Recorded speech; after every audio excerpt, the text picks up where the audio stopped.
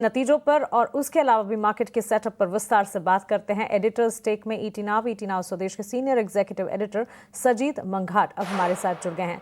सजीत, शुरुआत नतीजों से ही करना चाहूंगी और कल हमने देखा बाजार बंद होने के बाद Wipro, Infosys, 2 major IT companies जिनके नतीजे पोस्ट होते दिखे। जिस तरह के हमारे अनुमान थे, inline set of numbers post हुए जरूर, उसके बाद ब्रोकरेज रिपोर्ट्स भी एक्टिव हुई और लगातार कॉन कॉल और एनालिस्ट कॉल के टेक अवेज भी जो हैं वो हम हमारे फ्लैशेस के जरिए हमारे व्यूअर्स तक पहुंचा रहे हैं। लेकिन ऑल इन ऑल नतीजों पर आज और बाजार खुलने के साथ साथ ये स्टॉक्स कैसे रिएक्ट करेंगे आपके हिसाब से? देखिए, अगर आप देखेंगे कि लास्ट एक हफ्ते में जो बड़े आईटी कंपनीज के नतीजे आए हैं उसमें एक चीज़ कॉमन है। एक है कि रुपी डिप्रिसिएशन की वजह से उनका टॉप लाइन बढ़ा है, तो स्ट्रीट ने जो कॉन्स्टेंट करेंसी टर्म्स में जो ग्रोथ देख की उम्मीद की थी उससे ज़्यादा आया है। दूसरा जो है, इन सब के एबिटा मार्जिन्स थोड़े से इम्प्रूव हुए हैं। और जो तीसरा जो है, पैट जो है म्यूटेड रहा है इन सब में। इन सब के बीच में कल इन्फोसिस और विप्रो के नतीजे आए। इन्फोसिस ने अपने जो आपका टॉप लाइन है, जो मार्जिन्स हैं और पैट है, वो इन लाइन दिया है और विप्रो ने भी इन लाइन दिया है।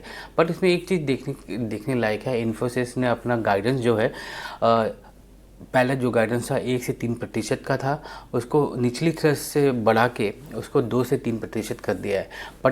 बट इन्फोसिस ने ये भी कहा है कि सेकेंड हाफ है, मतलब Q3 एंड Q4 वो स्लो रहेगा Q1 एंड Q2 के कंपैरिजन में। तो वो एक चीज़ है जो अनसर्टेनिटी अब इन्फोसिस बात कर रही है ग्लोबल डिमांड क्लाइमेट में और बाकी जगह पे। विप्रो का अगर आप नतीजा देखें तो वहाँ पर भी नंबर्स इन लाइन ही रहे हैं। एक वन ऑफ था क्योंकि एक बैंक्रप्सी था एक क्लाइंट का जिसकी वजह से उनको प्रोविज़न लेना पड़ा। बट मार्जिन देखा जाए तो प्रिटी मच इन लाइन रहे हैं उसके। बट वहाँ पर भी गाइडेंस जो है -0.5 से 1.5 के बीच का है Q3 के लिए।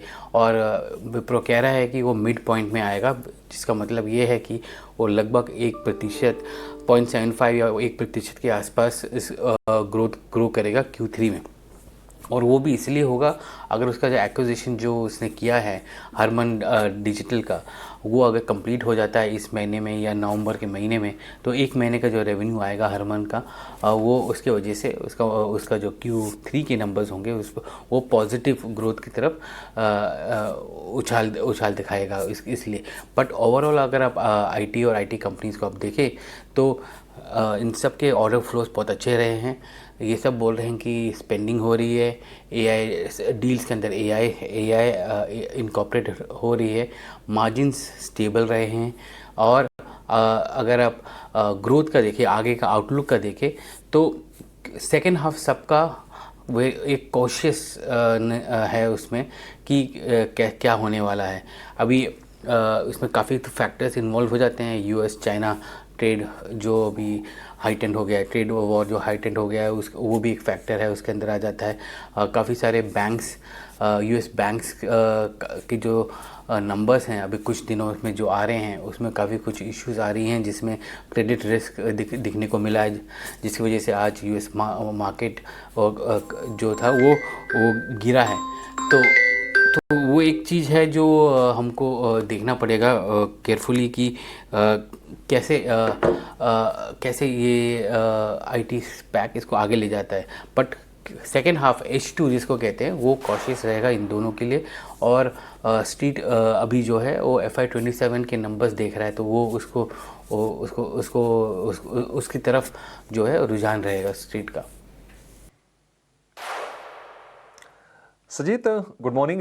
देखिए, इक्विटीज पर तो हमारी नजर है ही और जहां पर मौके बन रहे हैं या फिर जो बतानी चाहिए हमें दर्शकों को तो हम बता ही रहे हैं, लेकिन ये कमोडिटी से भी ध्यान हट नहीं रहा। और स्पेशली अगर हम गोल्ड सिल्वर की बात करें तो लगातार रिकॉर्ड पर रिकॉर्ड बन रहे हैं। कॉमेक्स पर लगभग $4400 के आसपास पहुंच गया है सोना। और हम देख रहे हैं कि अगर इस वीक की बात करें, 17 साल में सबसे बड़े गेंस की तैयारी है गोल्ड की। लेकिन सवाल यह है और तमाम लोग ये सोच रहे होंगे कि क्या इतनी बड़ी रैली के बाद अब सोने चांदी में निवेश थोड़ा रिस्की हो गया है, क्योंकि इस साल 60% से ज्यादा की तेजी सोने में हो चुकी है ऑलरेडी। देखिए, सोना जो है ऑल टाइम हाई के तरफ है। इसमें ये भी बोला गया है कि जो सोना है अभी अगर हम देखें तो 4400 के आसपास पड़ा है सोना, और वो 4400 की वजह से काफ़ी सवाल उठ रहे हैं कि यहाँ से सोना के और ऊपर जा सकता है कि नहीं। एक इंडिकेशन जो इसके लिए है वो है जो अपना सॉवरेन गोल्ड बॉन्ड है, गवर्नमेंट ने उसका रिडेम्पशन किया है। वो रिडेम्पशन जो है एक 338% का रिटर्न देता है इन्वेस्टर को, अगर किसी ने उसको अगर ख़रीदा होगा कुछ सालों पहले। तो वो एक इंडिकेशन है कि गवर्नमेंट भी ये देख रही है कि सोना यहाँ से और बढ़ेगा। और इसमें क्या है कि जैसे ही सोना बढ़ेगा तो गवर्नमेंट के लिए जो खर्चा होने वाला है रिडेम्पशन के लिए वो भी बढ़ता जाएगा, और ये आरबीआई देता है, तो गवर्नमेंट एक तरह से गवर्नमेंट की तरफ से ही जाता है ये पैसा।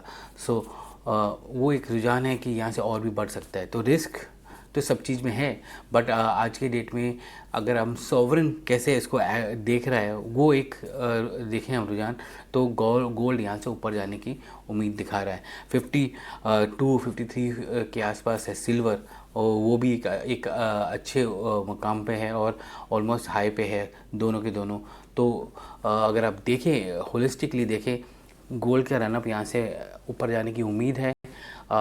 रिस्क है, हर एसेट क्लास में रिस्क होता है, बट यहाँ पर क्या है कि अगर हम इसको जोड़ें अपने एसजीबी के रिडेम्पशन से, तो ऐसा लगता है कि गोल्ड यहाँ से और ऊपर जाएगा, इसलिए गवर्नमेंट अपने लॉसेस जो है कम करने की कोशिश कर रहा है।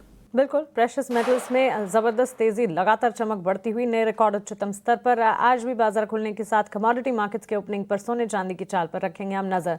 लेकिन सरजीत, अब आ जाते हैं एफआईआईज और डीआईएस के आंकड़ों पर।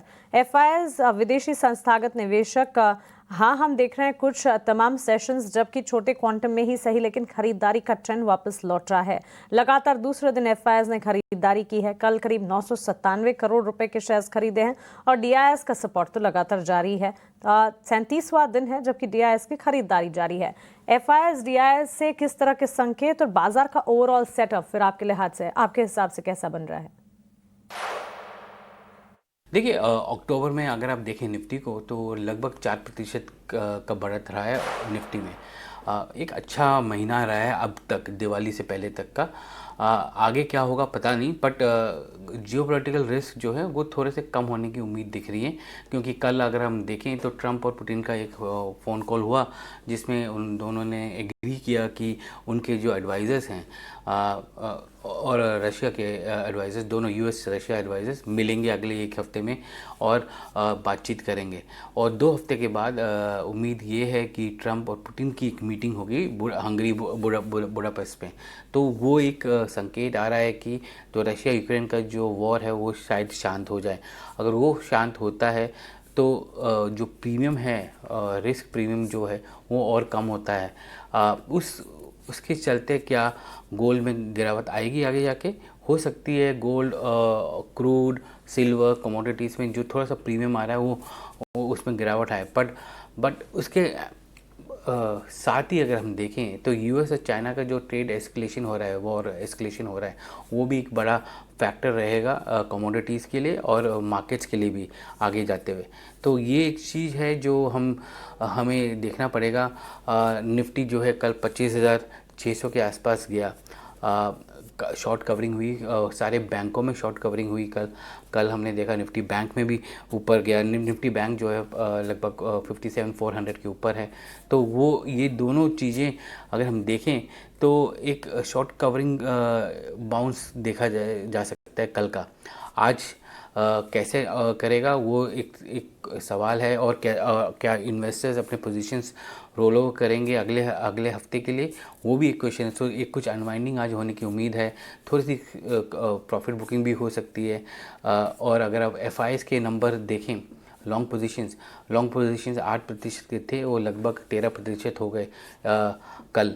तो काफ़ी शॉर्ट्स कवर हुए हैं, जिसकी वजह से ये लॉन्ग पोजीशंस कल बढ़े हैं। तो ये भी एक इंडिकेशन है आज के मार्केट के लिए कि शायद आज का जो निफ्टी का जो आज वो है वो काफ़ी रेंज बाउंड ट्रेड होने की उम्मीद है और शायद करेक्शन में हम बंद हो आज फ्राइडे को, क्योंकि हमने ऑलरेडी 4% रिटर्न ले लिया है अक्टूबर में। तो कुछ निवेशक होंगे कि वो चाहेंगे कि वो कुछ प्रॉफिट गेन कर ले बिफोर दिवाली।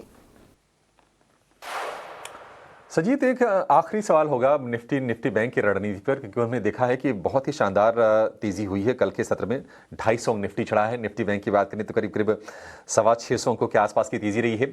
आज थोड़े से ग्लोबल संकेत म्यूटेड जरूर है, लेकिन फाइज के फ्रंट पर न्यूज अच्छी है। तो करना क्या है आज निफ्टी और निफ्टी बैंक में?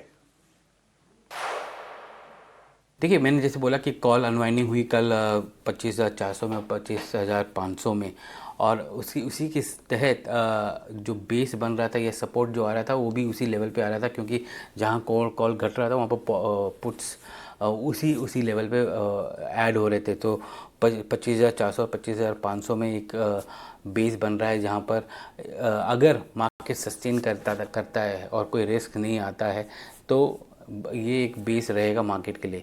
बट 26,000 अभी भी एक रेसिस्टेंस है मार्केट के लिए, इसलिए एक कॉशियस एटीट्यूड रखना चाहिए एक निवेशक को, क्योंकि अगले हफ्ते दिवाली है, 2 दिन की छुट्टियां हैं। सिर्फ अगर देखा जाए तो मंडे के बाद आपको थर्सडे फ्राइडे एक ट्रेडिंग है, और थर्सडे को सेंसेक्स एक्सपायरी है, और मंडे को अपना निफ्टी का वीकली ऑप्शंस एक्सपायरी है। तो वो भी एक फैक्टर रहेगा इस पूरे प्ले में कि निवेशक अपने जो पोजीशंस हैं वो आगे ले जाएंगे कि नहीं ले जाए। पर यूएस मार्केट को अगर हम देखें तो थोड़ा सा करेक्शन आने लगा है, सवाल उठने लगे हैं कि जो इतना रैली हुआ है कि वो सस्टेनेबल है कि नहीं।